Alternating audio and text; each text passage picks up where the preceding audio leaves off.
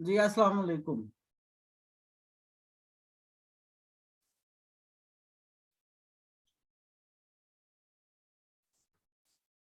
कुछ कहना चाहें तो? वालेकुम सर, जो लास्ट टाइम जब हमारी क्लास एंड हुई है, इससे पहले जो आप बता रहे थे ना सर के वो जो एलिप्स के लिए जो डिस्टेंस होता है वो उन पॉइंट्स के डिस्टेंस से ज्यादा होना चाहिए, सर वो बात रिपीट कर दीजिए।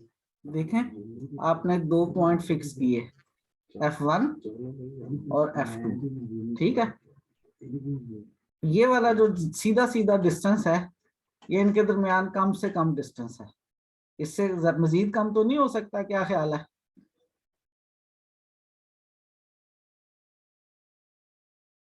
जी जी सर। नहीं कम हो सकता। अब अगर फर्ज करें मैंने यहाँ कहीं एक पॉइंट लिया, मैंने इसका F1 से भी डिस्टेंस निकाला, F2 से भी डिस्टेंस निकाला और उन दोनों डिस्टेंसेस को ऐड किया, तो क्या ख्याल है वो F1 और F2 के दरमियान वाले डिस्टेंस से छोटा आएगा या बड़ा आएगा?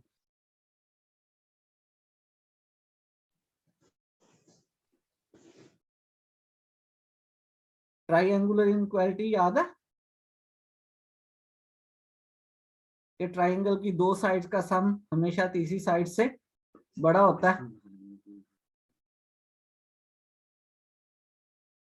जी नजीब, जी सर, बड़ा आएगा सर। बड़ा आएगा, इससे कम नहीं आ सकता।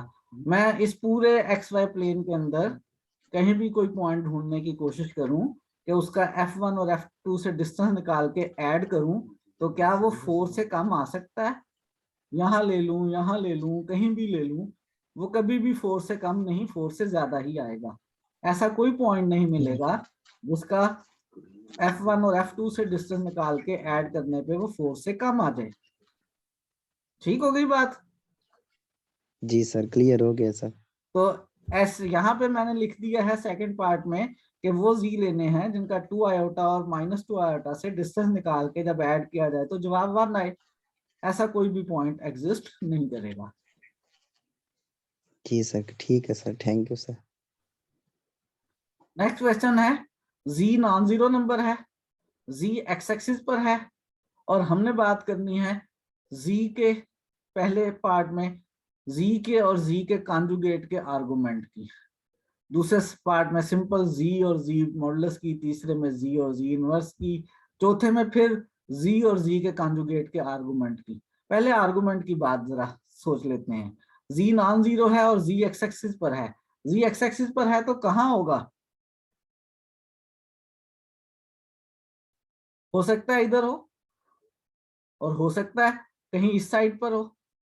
जी चाहे अब इस साइड पर हो या इस साइड पर हो, जी सिंपल एक्स टाइप का होगा, आयोटा वाई वाली पार्ट नहीं होगा बीच में से। जी का कॉन्जुगेट लूं कितना आएगा? कॉन्जुगेट लेने पर कोई चेंज नहीं आएगी। अगर जी यहां पर था तो जी कॉन्जुगेट भी यही है, जी भी वही है, जी कॉन्जुगेट भी वही है, दोनों का आर्गुमेंट भी क्या रहेगा? सेम रहेगा। माइनस के साथ तो इक्वल नहीं हो सकता क्योंकि जी और जी कॉन्जुगेट दोनों बराबर हैं, दोनों बराबर हैं तो इनके आर्गुमेंट भी बराबर हैं। जी माइनस जी कॉन्जुगेट के बराबर है नहीं, जी और जी कॉन्जुगेट एग्जैक्टली बराबर है। यहाँ पर क्या जी और जी इनवर्स बराबर हैं? नहीं। मिसाल के तौर पर जी अगर 2 था तो जी का इनवर्स कितना बनेगा? 1/2 बनेगा। ये तो इक्वल नहीं है। जी माइनस जी कॉन्जुगेट के बराबर नहीं है, जी जी इनवर्स के बराबर नहीं है, जी और जी कॉन्जुगेट एग्जैक्टली सेम है। एग्जैक्टली सेम है तो फिर उनके आर्गुमेंट्स भी सेम है, माइनस के साथ भी सेम नहीं आ रहे। नेक्स्ट क्वेश्चन है, जी नॉन जीरो है, जी वाई एक्सिस पर है, अब इनके आर्गुमेंट्स में क्या रिलेशन होगी? अगर जी मेरे पास वाई एक्सिस पर है तो दो पॉसिबिलिटीज हैं, या ऊपर होगा या नीचे होगा। अगर z ऊपर होगा तो z का कॉन्जुगेट किधर आ जाएगा, z किस शेप का होगा, z शेप का होगा आयोटा y शेप का। मैं इसका कॉन्जुगेट लूंगा तो क्या बन जाएगा, माइनस आयोटा y। z ऊपर होगा तो कॉन्जुगेट नीचे आ जाएगा, और अगर z नीचे हुआ तो उसका कॉन्जुगेट किधर चला जाएगा, z नीचे हुआ तो z का कॉन्जुगेट ऊपर चला जाएगा। तो आर्गुमेंट में क्या रिलेशन आएगी, अगर ऊपर की तरफ था आर्गुमेंट π/2 था, नीचे की तरफ आ गया तो प्रिंसिपल आर्गुमेंट कितना हो गया, माइनस π/2। और क्या रिलेशन आ गई कि argument of z minus times argument of z conjugate के बराबर है। एग्जैक्टली बराबर नहीं होंगे, नीचे था z एंगल माइनस π/2 था, ऊपर गया तो π/2 बन गया। z और z कॉन्जुगेट बराबर नहीं होंगे, z और z का इनवर्स बराबर नहीं होंगे, z और z के कॉन्जुगेट के आर्गुमेंट्स में नेगेटिव साइन का फर्क आएगा। ये बहुत वेल नोन रिजल्ट है, अक्सर आप प्रूव करते रहते हैं कि z equal to z conjugate if and only if z is real. ये तो बहुत वेल नोन रिजल्ट है। z 1 प्लस आयोटा है, z का इनवर्स निकालना है, इनवर्स निकालना सबको बहुत अच्छी तरह से आता है। 1/1 प्लस आयोटा लेंगे, 1 माइनस आयोटा से मल्टीप्लाई और डिवाइड कर लेंगे, तो 1/2 माइनस 1/2 आयोटा आंसर आ जाएगा।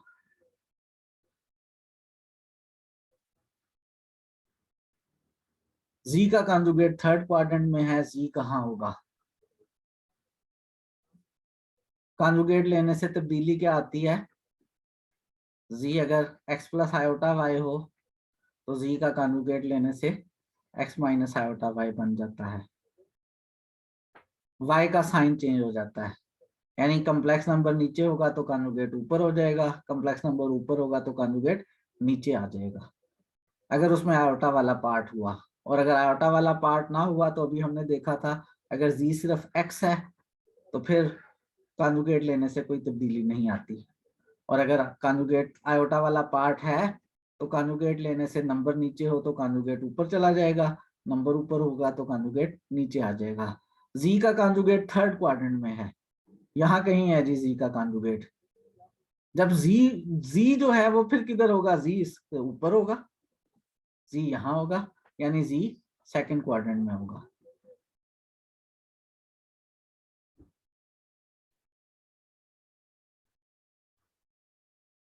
z1 -3 + 4 आयोटा है, z2 एक कॉम्प्लेक्स नंबर है जो एक सर्कल पर है जिसका सेंटर 0 0 रेडियस 2 है। z1 + z2 के मॉडुलस की मैक्सिमम वैल्यू निकालनी है। हमें याद है इसकी मैक्सिमम वैल्यू किसके बराबर होती है, z1 का मॉडुलस प्लस z2 का मॉडुलस। z1 का मॉडुलस यहाँ पर हल करें तो वो आएगा 5। z2 का मॉडुलस, z2 कहाँ पर है, z2 इस सर्कल पर है। कैसे सर्कल पर, ऐसे सर्कल पर जिसका रेडियस 2 है। अगर इसका रेडियस 2 है तो इसके ऊपर हर कॉम्प्लेक्स नंबर का मॉडुलस किसके बराबर है, 2 के। तो z2 का मॉडुलस 2 हो गया और 5 + 2 7 हमारे पास आंसर आ गया।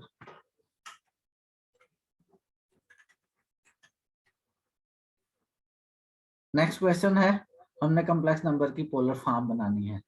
पोलर फॉर्म बनाने के लिए r चाहिए, r यहाँ पे बन जाएगा 3 + 1 यानी 4, 4 का स्क्वायर रूट 2। तो गलत हो गया, ये तो मैंने r गलत निकाल लिया, r जो है वो 2 बन रहा है। इसमें से कोई भी ऑप्शन इस वक्त ठीक नहीं है r के लिहाज से। एंगल चेक कर लेते हैं ताकि बाद में कम से कम आप सही कर लें इसको। जो एंगल है x कोऑर्डिनेट भी नेगेटिव है, y कोऑर्डिनेट भी नेगेटिव है, x कोऑर्डिनेट नेगेटिव और y कोऑर्डिनेट नेगेटिव, तो कॉम्प्लेक्स नंबर कहाँ बना, यहाँ पर थर्ड क्वाड्रेंट में। थर्ड क्वाड्रेंट में जो प्रिंसिपल आर्गुमेंट अगर हम निकालेंगे तो वो इधर से चलेगा क्लॉकवाइज। और अगर हम बात करें इसकी tangent inverse y over x की, तो 1/3 का स्क्वायर रूट। और कौन से का 1/3 का स्क्वायर रूट हुआ करता है?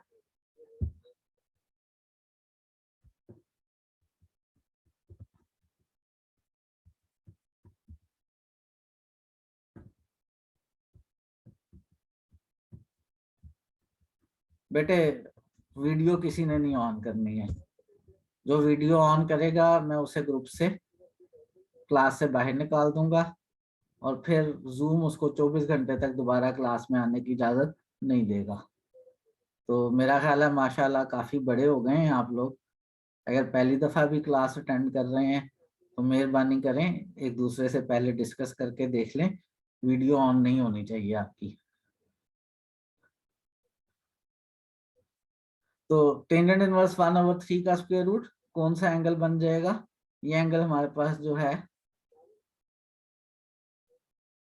जी, याद है कौन से का आएगा? 30 डिग्री का आएगा, 60 डिग्री का आएगा?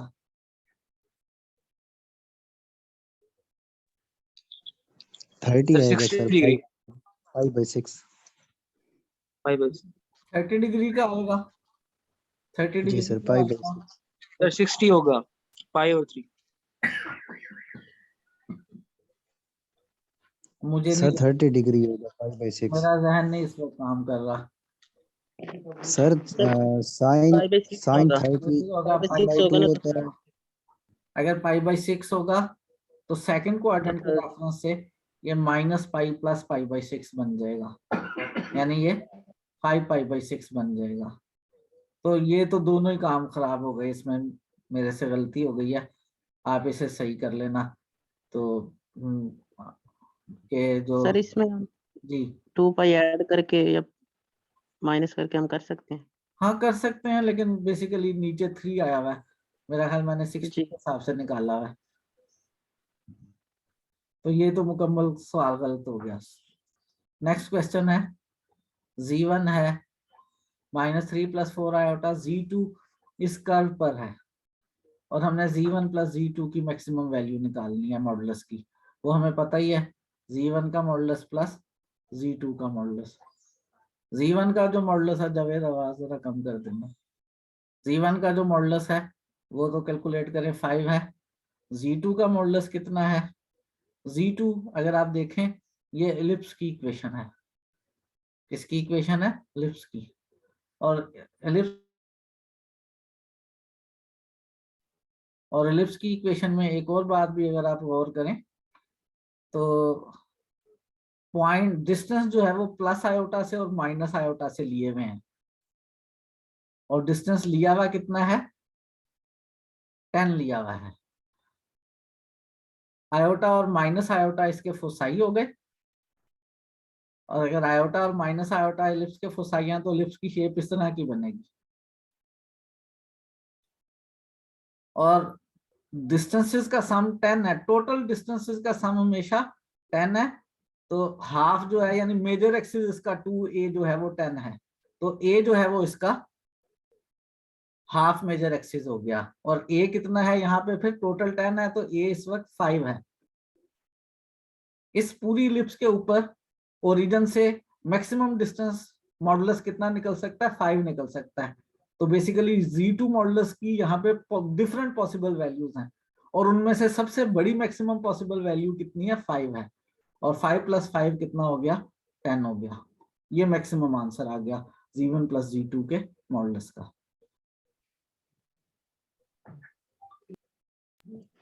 अस्सलाम वालेकुम सर, ये क्वेश्चन था कि ये एलिप्स की इक्वेशन सर कैसे है? ये अभी थोड़ी देर पहले भी बताया था, उस वक्त मेरा ख्याल आप क्लास में नहीं थे। नेक्स्ट क्वेश्चन है, z1 और z2 जो है वो नॉन जीरो कॉम्प्लेक्स नंबर्स हैं। z1/z2 का आर्गुमेंट, ये सिंपल फार्मूला है, स्मॉल a के साथ है। ये फार्मूला हमेशा होल्ड करता है कि z1/z2 का आर्गुमेंट किसके इक्वल होता है? Argument of z1 minus argument of z2 के। जी कुछ कहना चाहें कह सकते हैं।